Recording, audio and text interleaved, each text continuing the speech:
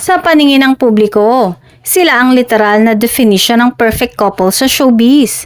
Isang power couple na hinahangaan hindi lang dahil sa kanilang kagwapuhan at kagandahan kundi pati na rin sa matibay na pangalan nila sa kanilang larangan.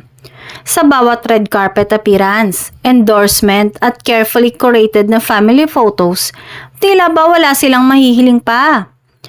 Pero ayon sa mga bulong-bulungan sa industriya, may lamat umano ang fairy tale nito.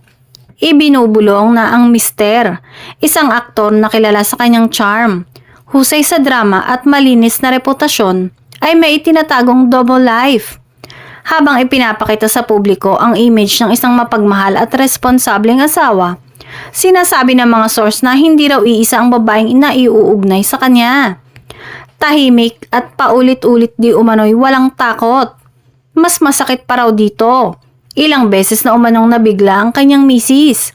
Isang reyna ng primetime na hinahangaan sa kanyang lakas at elegance. May mga pagkakataong hindi na niya kinaya ang bigat ng lahat. Ayon sa isang insider, may isang emosyonal na tagpo raw na nangyari sa isang hotel lobby kung saan siya umano'y napaluha sa harap ng malalapit na kaibigan. Sa ngayon, buo pa rin ang mga ngiti, tuloy pa rin ang family post, ang sweet na eksena at ang image ng isang huwarang kapuso couple.